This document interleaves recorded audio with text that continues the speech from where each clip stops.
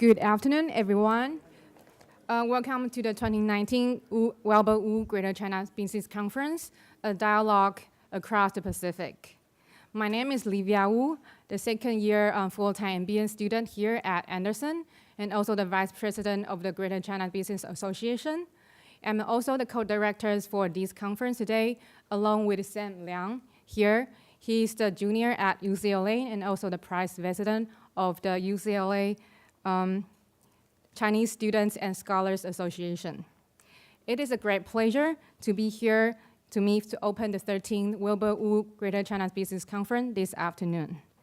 We are delighted to have everyone enjoying the conference, and I hope that you will take the time to learn from and interact with the business leaders from different sectors and that we have brought together today and showed their insights on the changing dynamics, implication, and future of the U.S.-China relationship. I would like to extend a special thank you to all of our guest speakers and moderators and acknowledge some of our past student directors who have joined us for today's event. I would also like to thank and recognize our platinum sponsors, PwC and Catholic Bank, and the silver sponsor, Lancy, and also our brown sponsor, Cost, Castle, and Nicholson. We thank all of our sponsors for their continued support and commitment to the conference today. I would also like to acknowledge the conference organizers, the UCLA Anderson Center for Global Management, the UCLA Anderson's Greater China Business Association, and the UCLA Chinese Students and Scholars Association, who have all worked hard to bring this conference to you today. We are also grateful for the support of the China General Chamber of Commerce, Los Angeles World Affairs Council, the UCLA Asia Pacific Center, and the Center for Chinese Studies. And of course, I would like to express our sincere gratitude to the Wu family whose generosity has enabled us to present this conference to you. And that is represented here today by Michael Wu, the son of Wilbur and Beth Wu, who, before their passing, endowed the Wilbur Wu Greater China Business Conference to show their gratitude for the training that Wilbur received when he's at UCLA many years ago. Good afternoon, everyone. My name is Sam Liang, and as Livia mentioned, I've been working alongside her as student co-director for today's conference. I would like to take this opportunity to thank and welcome Alfred Osborne, interim dean of UCLA Anderson, a professor of global economics, management, and entrepreneurship. Dean Osborne is also the founder and faculty director of UCLA Anderson's Harold and Pauline Price Center for Entrepreneurship and Innovation. With a deep belief in the value of entrepreneurship, Dean Osborne has facilitated infusion of an entrepreneurial approach to leadership into Anderson culture and curriculum. And today's conference would not be possible without the tremendous support from Dean Osborne both today and over the years. Please join me in thanking and welcoming Dean L. Osborne. Thank you, Sam, for those kind remarks, and Livia for your wonderful introduction to our audience. I hope to follow in that tradition as we host here the 13th Wilbur Wu Greater Business China Conference. This is a signature event here at the Anderson School. And it really works because of the enormous cooperation we get from several elements. And I want to highlight the contribution of our students, both graduates and undergraduate, who work together. But there are other entities that are part of this collaboration that should go mentioned at this time, should not go unmentioned. And one is the Center for Global Management and the Scholars Association of Chinese Students here at UCLA, and as well as the Greater China Business Association. Now, these entities get thanked time and time again, but we can't overdo our thank, just like we can't overdo the great collaboration we've developed over the years with the Wu family. It's more than just something that happens, but it's a dream that continues to give in a very significant way.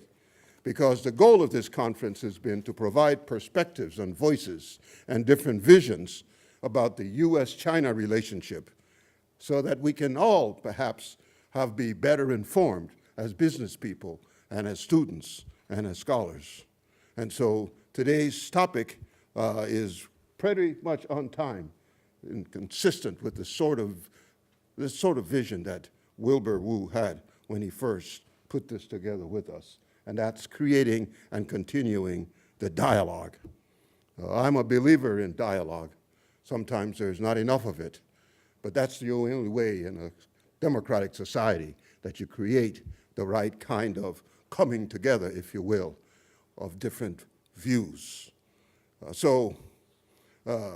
Cross-border examinations are vital to understanding trade, why we have tariffs, immigration, issues of product, intellectual property. All of these heavy subjects require that people engaged in the battle of commerce talk to one another. And what better forum to have honest and fierce conversations with authoritative figures than what's possible at a university. And so I anticipate, as you do, some terrific and substantive discussions, beginning with our keynote speaker, Zach, the founder of and CEO, and I'm looking right at him now, of the Young China Group, consultancy and think tank that trades in those kinds of ideas and doing quite well. Zach has written a book, China, How the Restless Generation Will Change Their Country and the World. And it was published last year. I've gotten some wonderful reviews, and he has not asked me to say this, but I will endorse and encourage all of you to take a peek at it. The Wall Street Journal and the Washington Post has rated it well. But what I really like is not just his keynote, that will be coming a little later, but he will be in a plenary session talking about Chinese millennials, who themselves have become a force in our world. So Zach, thank you for being here and being an important part of Wilbur's vision. Now, talking about Wilbur, it is my privilege to introduce his son. Now, I want to do that in a couple of ways. You know a lot about Wilbur, but he made his mark by being an active person in our community. He was involved in a number of community agencies, such as the Chinese Times, the magazines, the Citizens Alliance. More importantly, he honored his role with Cathay Bank for many years, and he was very proud of being one of the original executives of that great institution. But he was a UCLA graduate in the class of 1942. He's received many awards from UCLA, including the Neil Jacoby Award for his contributions to what? International relations. I thank Wilbur as I get set to introduce his son, because if it wasn't for Wilbur, I may not have met Michael. Now, Michael is going to be our next speaker, and he too was a pioneer in Los Angeles. Some of you may not know that he was actually a Los Angeles County City Councilman, because he's lately labored in the vineyards of academe as dean at school in Pomona. The challenge we all face here on the city council, I think, is reminiscent of one of the things that Wilbur, his father, wanted us to be cognizant of, and that is the deep relationship that exists between government, business, as well as universities in making things happen. Michael, as dean, was able to take advantage of his career as an urban planner. But he too was a graduate of the University of California, sharing that distinction with his father. Now, among other activities, we're very grateful that he is present here, because I know the kind of job that a dean, even even at a far-flung place as Cal Poly Pomona has to do. The College of Environmental Design is right now probably in chaos with his presence over here, but yet he has found time to come be part of this great legacy. Michael, I also salute you and I thank you, and I continue to be grateful to you and your family for endowing this spectacular event. So without any further ado, let me introduce Michael Wu to formally get this program started. Professor Wu.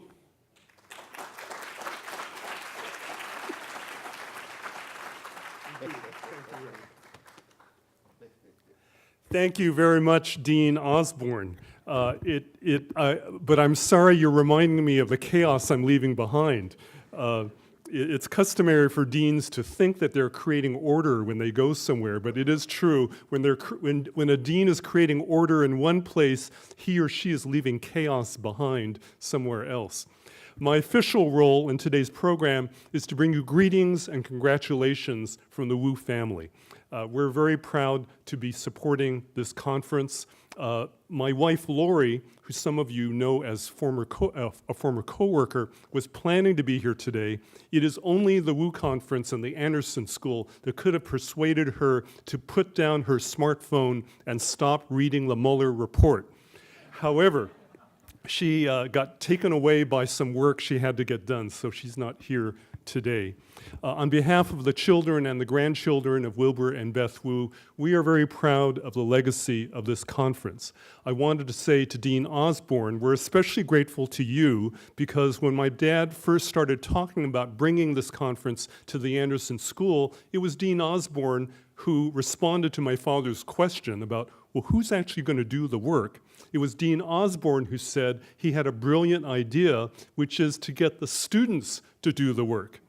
Initially, my father was a little skeptical because he remembered a little bit about what it was like when he was a UCLA student, and I'm not sure he would have welcomed that burden. But the Anderson School students have really come through, and so we are very grateful to the students to demonstrate that Dean Osborne's vision of a student-led and driven conference actually can work and be a success. So thank you to Dean Osborne, and thank you to the students. I also want to give thanks to Lucy Allard, who does such a great job of shepherding these students, giving them gentle guidance and helping lead them in the direction of doing what they need to do. Last night at the pre-conference dinner, Lucy made reference to my father and gave him a slight promotion. Lucy, at the dinner last night, you said that my father earned a Master of Business Administration degree from UCLA. I had to hold myself back from correcting you. He earned a bachelor's degree in business administration from UCLA. But I would add that in most cases, a holder of a bachelor's degree from UCLA can actually outperform MBAs from other universities. So it's not really a slight, it's a kind of a compliment, so thank you, Lucy. Last night at dinner, as I was talking to Dean Osborne, we were comparing notes, and I mentioned to him that I found that one of the advantages of being a dean is that while we are, Dean Osborne and I are paid to be full-time administrators, but I found that when I'm seized by an idea for teaching a course, I don't actually have to get anybody's approval to do it.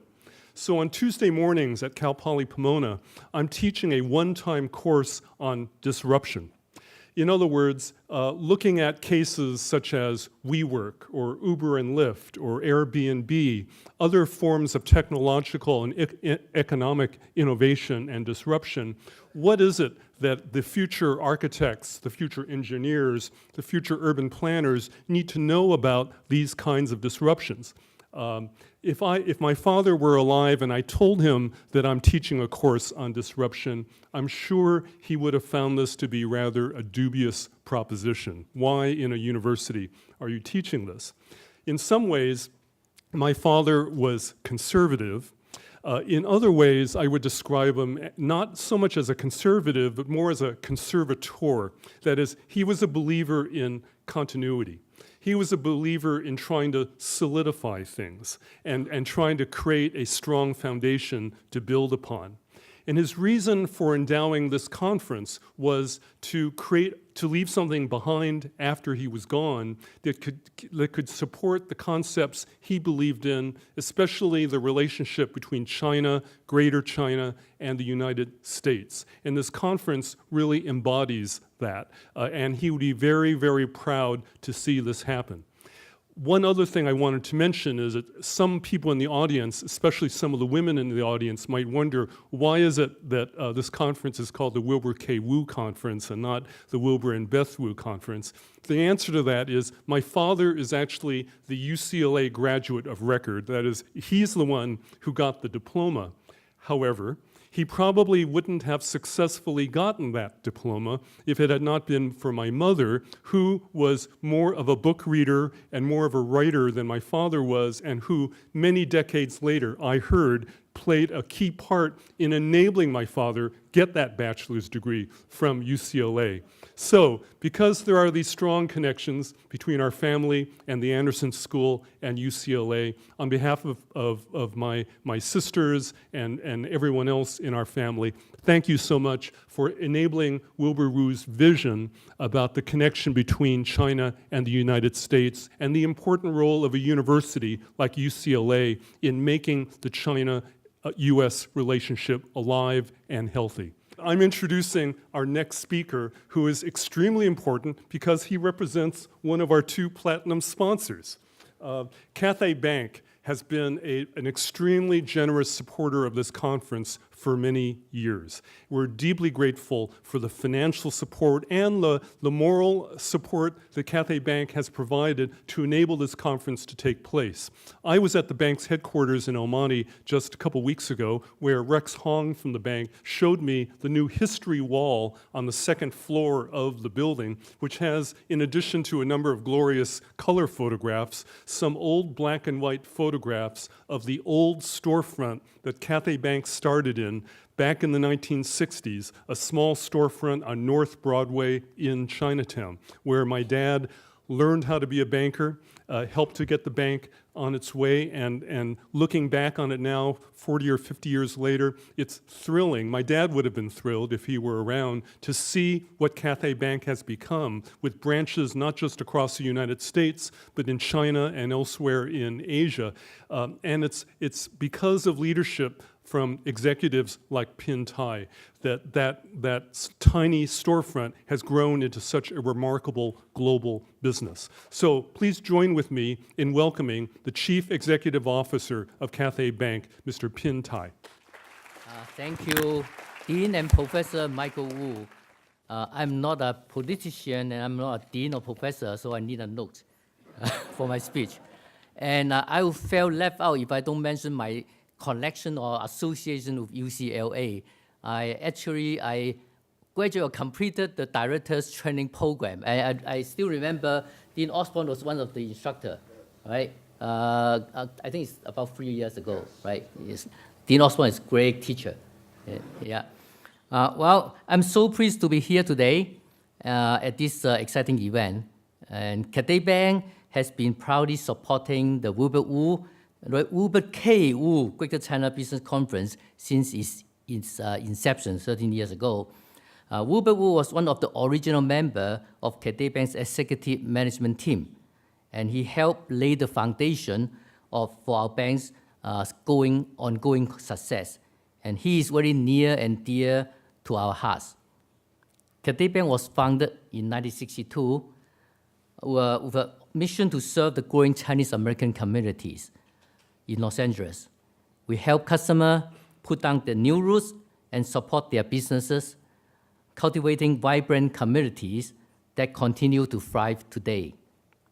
And through our bank holding company, Cathay General Bancorp, Cathay Bank is a publicly traded on NASDAQ with total asset of $17 billion. We have 64 branches across 9 states and in Hong Kong, and representative office in Shanghai, Beijing, and Taipei. And this year, we are ranked by Forbes magazine as the number 10 best bank in America among all the publicly traded banks. And we are also within the top 20 in the last 4 years. Given the state of US-China relations, I think the discussion at today's conference will be especially relevant. While continued uncertainty exists with the US-China economic relations, China has made tremendous progress through domestically generated and foreign obtained technology. However, the impact of ongoing trade tension is evident. China's official GDP growth this year is predicted to be between 6 to 6.5%. In fact, in the first quarter, they announced 6.4% for the first quarter, which is the slowest in the recent decades. However, if you compare the US, it is still more than double the US GDP growth rate. The US also continues to be affected, especially in the tourism area. There's a decrease of nearly 5% in Chinese tourism arrivals that's been recorded since last July. And that will equate to a loss of about $500 million in revenue to the United States. And amid the ongoing tension, there is always room for optimism that negotiation will result in solutions that will benefit both economies.